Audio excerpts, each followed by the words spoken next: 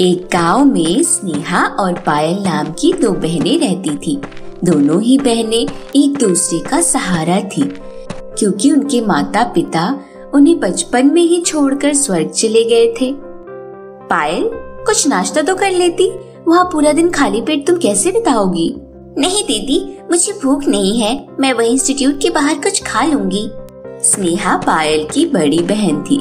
स्नेहा एक कपड़े की दुकान पर काम किया करती थी और उसी ने अपनी छोटी बहन पायल को पढ़ाया लिखाया था, परंतु स्नेहा के पास पैसे कम होने की वजह से उसने अपनी पढ़ाई बीच में ही रोक दी थी। पायल आगे तक की पढ़ाई कर एक डॉक्टर बनना चाहती थी, इसीलिए वह एक इंस्टीट्यूट में जूनियर्स को पढ़ाकर कुछ पैसे कमा लेती थी। दोनों बहनें भगवान में बहुत विश्वास रखती थी और प्रत्येक शनिवार को मंदिर जाया करती थी। बच्चों को पढ़ाकर पायल को जितने भी पैसे मिलते थे वह सीधा जाकर स्नेहा को दे देती थी। ये लो दीदी, यह मेरी इस महीने की कमाई है।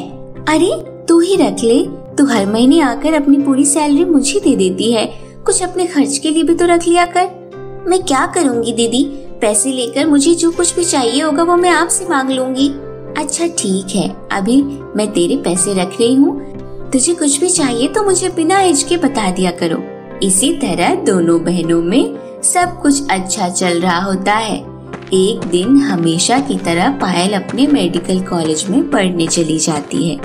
उसके कॉलेज में एक लड़की थी रूबी, जो हमेशा सेकंड आती थी, परंतु वह पायल से बहुत जलती थी, क्योंकि पायल पूरे कॉलेज में हमेशा प्रथम आती थी।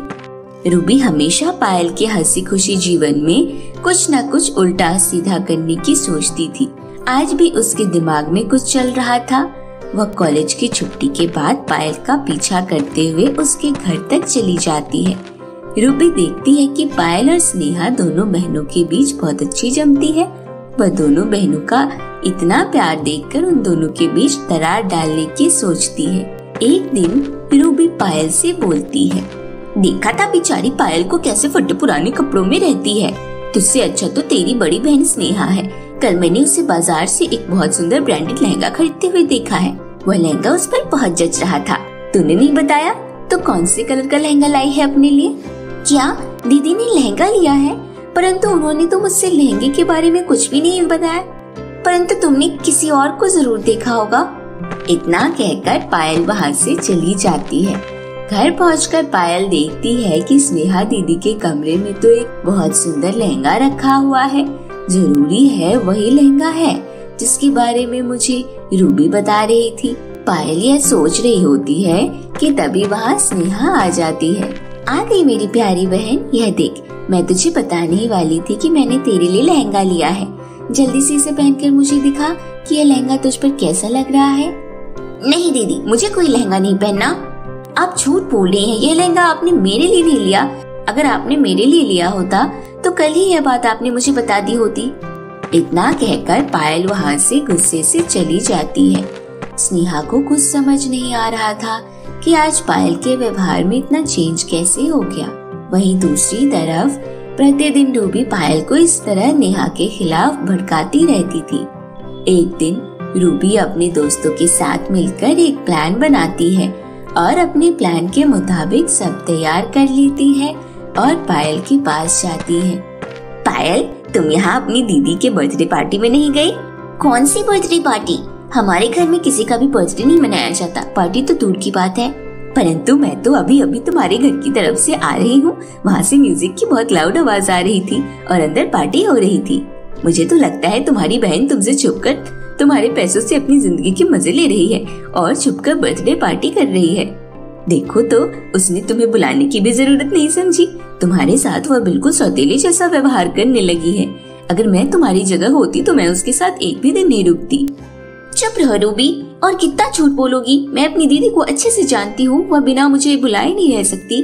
अच्छा, तो मुझसे शर्त लगाओ और मेरे साथ चलो। तुम्हारी दीदी जरूर बर्थडे केक काट रही होगी। और इस तरह रूबी पायल के साथ उसके घर पहुँच जाती है।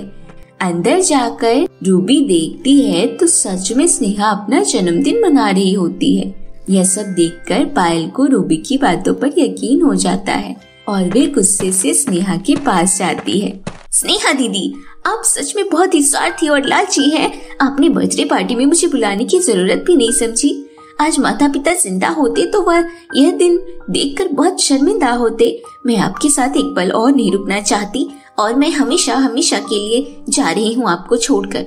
इतना कहकर पायल वहाँ से चली जाती है, परंतु पायल को पता नहीं होता कि यह सब रूबी की एक साजिश है, क्योंकि रूबी के सभी दोस्त मिलकर ही बिना स्नेहा को बताए उसके घर बर्थडे केक लेकर पहुँच जाते हैं और उसे काटने के लिए बोलते हैं। वहीं दूसरी तरफ स्नेहा को कुछ समझ नहीं आ रहा होता है कि उसके खिलाफ पायल को कौन भड़का रहा है। पायल एक जंगल के बीचों बीच पहुंच जाती है और उसे अब आगे का रास्ता समझ नहीं आ रहा होता है। बहुत रात हो जाती है। पायल को जंगल में बहुत डर लग रहा होता है। यहाँ घर पर स्नेहा अकेले बहुत उदास बैठी होती है कि उसकी बहन पायल पता नहीं किस हाल में होगी और कहाँ होगी।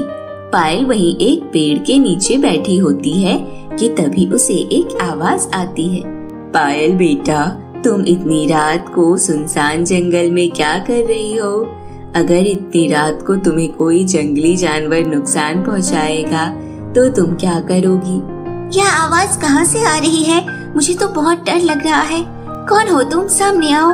पायल, मैं पेड़ बोल रहा हूँ। मुझे बताओ क्या हुआ तुम्हें? तुम इतनी देर रात को इस जंगल में क्यों आई हो?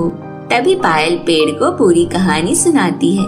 यह सब सुनने के बाद पेड़ अपनी जादुई शक्तियों से देखता है और सारी बातें समझता है कि पायल को गलतफहमी हुई है और यह सारी कारस्तानी रूबी की है।